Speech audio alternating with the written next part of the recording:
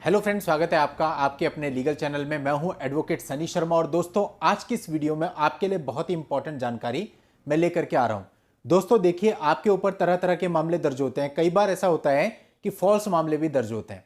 कई बार होता है 498A लगा होता है, कई बार होता है 498A के साथ और कई संगीन धाराएं भी लगी होती हैं, और कई बार ऐसा होता है 376 का केस होता है या कुछ और केस भी हो सकता है। और दोस्तों बहुत सारे मामलों में लोगों को अरेस्ट भी कर लिया जाता है।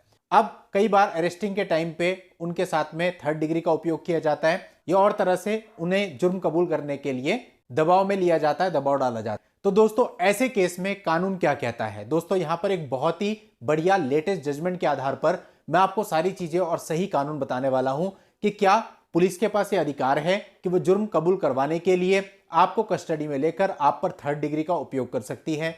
दोस्तों इस मामले में पुलिस ने जिन्हें कस्टडी में लिया था उनके साथ थर्ड डिग्री का उपयोग किया और साथ ही उसको इलेक्ट्रॉनिक शॉक भी दिया जुर्म को कबूल करवाने के लिए, और वो इसके खिलाफ कोर्ट में गए। दोस्तों पति व बेटियों की तरफ से एक आपराधिक याचिका फाइल की गई थी। याचिका में कोर्ट की निगरानी में निष्पक्ष जांच एजेंसी से विवेचना की मांग की गई है। शामली जिले के एक मामले में पुलिस द्वारा आरोपियों को घर से उठाकर हवालात में रखने और उन पर थर्ड डिग्री का उपयोग करने और इलेक्ट्रॉनिक शॉक देने के खिलाफ दायर की गई याचिका में जवाब देने को कहा है। इस याचिका में पुलिस उत्पीड़न के एवज में मुआवजा दिलाने की भी मांग की गई है।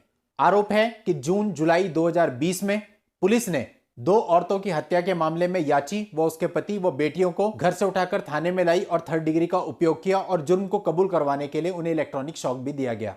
अब दोस्तों ये तो इस मामले की बात है। अब बात आती है क्या यदि आपकी अरेस्टिंग किसी मामले में हुई है तो पुलिस ऐसा कर सकती है या नहीं? कानून क्या कहता है? तो दोस्तों कानून तो ये कहता है कि जब भी पुलिस किसी को अरेस्ट करेगी उसके 24 घंटे के अंदर अंदर नजदीकी अदालत में उसको पेश करना होगा। लेकिन दोस्तों इसमें यहां पे थोड़ा सा मिसयूज भी कई बार होता है। आपने नोटिस किया होगा कि पुलिस जब पकड़ के लाती है उस समय एंट्री दर्ज नहीं करती और जो उसका समय है वो लेट दिखाया जाता है।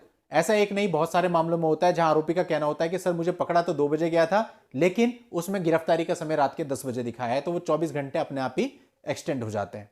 अब दोस्तों कई बार होता है पुलिस जब 24 घंटे तक अपराधी को रखती है, उससे पूछताछ करती है और उसको लगता है कि भाई पूछताछ अभी पूरी नहीं हुई है, तो वो कोर्ट से आरोपी की रिमांड भी मांग सकती है। यह रिमांड दोस्तों 14 दिन की दी जाती है। अब दोस्तों अगर कई बार ऐसा होता है कि इन 14 दिनों में भी पूछताछ और जांच पूरी नहीं होती, तो जो पुलिस है वो कोर्ट से रिमांड को बढ़ाने के लिए भी कह सकती है और फिर से 14 दिन की रिमांड ले सकती है। तो यानी टुकड़ों में रिमांड बार बार दी जा सकती है और 90 दिन तक के लिए मैक्सिमम रिमांड दी जा सकती है। अब दोस्तों बहुत बार ऐसी खबरें आती हैं कि पुलिस ने कस्टडी में मारपीट करी, और कई बार ऐसी खबरें भी आई हैं कि पुलिस के द्वारा मारपीट जो की गई उससे किसी की मौत हो गई।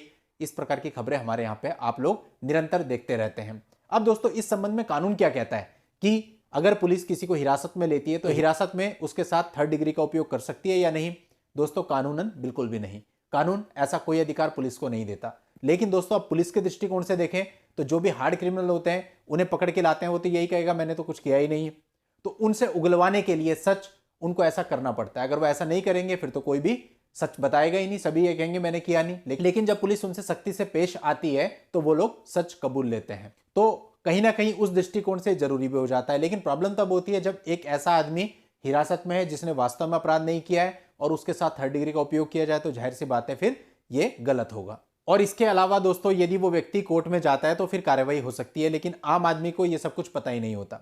एक और चीज बताता हूं दोस्तों, जब भी आपको गिरफ्तार किया जाता है या फिर आपकी रिमांड कोर्ट से ली जाती है तो उससे पहले आपका मेडिकल होना बहुत ही जरूरी है।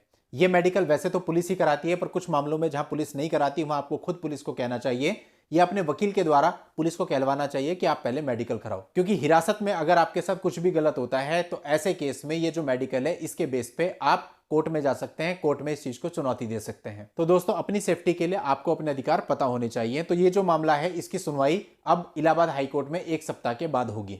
तो इस पूरे जजमेंट से हमको यही जानने को मिलता है कि भाई यदि हिरासत में आपके साथ कुछ गलत किया जाता है तो इसके खिलाफ आप कोर्ट में जा सकते हैं। दोस्तों इस आर्टिकल का लिंक मैं आपको इस वीडियो के नीचे डिस्क्रिप्शन में दे दूंगा, वहां जाकर के आप इस पूरे मामले को पढ़ सकते हैं, जान सकते हैं, समझ सकते हैं। नेक्स्ट वीडियो में नई लीगल जानकारी के साथ मैं आपसे फिर मिलूंगा। तब तक के लिए goodbye and thank you for watching. Take care.